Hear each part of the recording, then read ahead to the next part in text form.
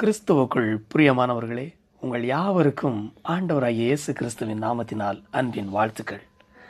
வார்த்தையில் ஜீவன், தினமும் ஒரு தேவ வார்த்தை. ஏசாயா எழுதின தீர்க்கதரிசன புத்தகம் 44ஆம் அதிகாரம் 21ஆம் வசனம். யாக்கோபே, இஸ்ரவேலே, இவைகளை நினை, நீ என் தாசன், நான் உன்னை உருவாக்கினேன். நீ என் தாசன், இஸ்ரவேலே, நீ என்னால் மறக்கப்படுவதில்லை. நீ என் தாசன், இஸ்ரவேலே, நீ என்னால் மறக்கப்படுவதில்லை.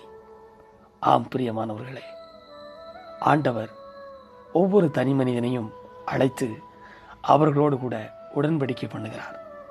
அவர்களுக்கு தம்முடைய வாக்குத்தத்தங்களை தெரியப்படுத்துகிறார். அவர்களோடு பண்ணின உடன்படிக்கையின்படி அவர்களை அவர் நடத்துகிறார். காலங்கள் மாறலாம், சூழ்நிலைகள் மாறலாம், வருடங்கள் கூட உருண்டோடி போகலாம். வாக்களித்த ஆண்டவர் அவர் மாறாதவர். ஆம், அவர் எல்லாவற்றையும் தம்முடைய நினைவில் வைத்திருக்கிறவர்.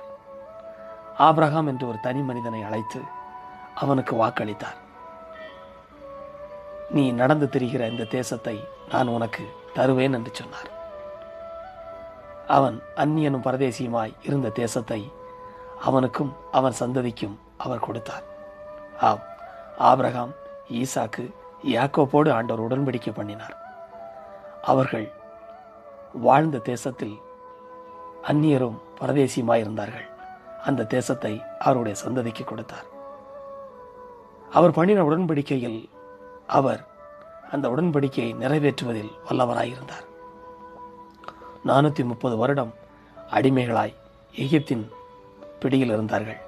கர்த்தர் அவர்களை அழைத்து கொண்டு வந்தார். கர்த்தர் அவர்களை நினைவு கூர்ந்தார். அவர்களை அழைத்து கொண்டு வந்தார். அவர்களை கொண்டு வந்து ஒரு தேசத்தை உருவாக்கினார். இன்றைக்கு நாம் காண்கிற இஸ்ரவேல் தேசம் ஒரு தனி மனிதனுக்கு ஆண்டவர் அளித்த வாக்குத்தத்தம். ஆண்டவர் அவனோடு பண்ணின உடன்படிக்கை இந்நாள் வரைக்கும் அதை அவர் நிறைவேற்றி வருகிறார். பிரியமானவர்களே, நமக்கும் ஆண்டவர் வாக்களித்தார்.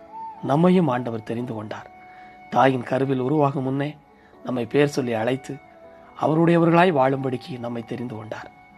இன்றைக்கும் வாக்களித்த ஆண்டவர் ஒருவேளை மறந்து போய்விட்டாரோ என்று சொல்லி நீங்கள் எண்ணிக்கொண்டிருக்கலாம்.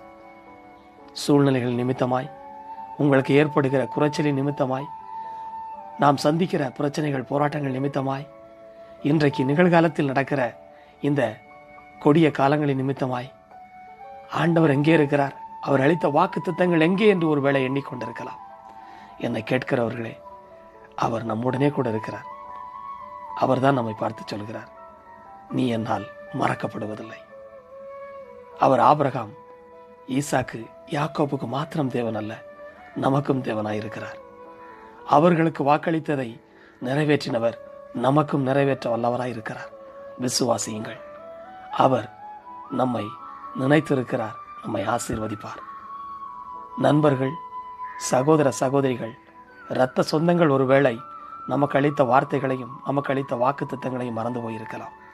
ஆனால் ஆண்டவர் தமக்கு அளித்த வாக்கை மறக்காதவர்.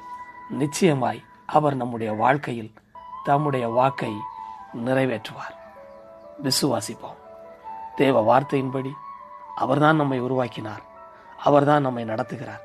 அவர்தான் கடைசி மூச்சு வரைக்கும் நம்மை வழிநடத்தி தம்முடைய வார்த்தையை நிறைவேற்ற வல்லவராயிருக்கிறார். கர்த்தரின் மீதும் கர்த்தருடைய வாக்கு தத்தத்தின் மீதும் நம்பிக்கை வையுங்கள்.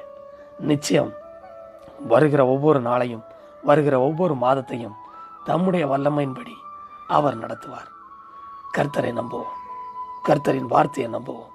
கர்த்தர் நிறைவேற்றுவார். Have a nice day. May God bless you. Amen.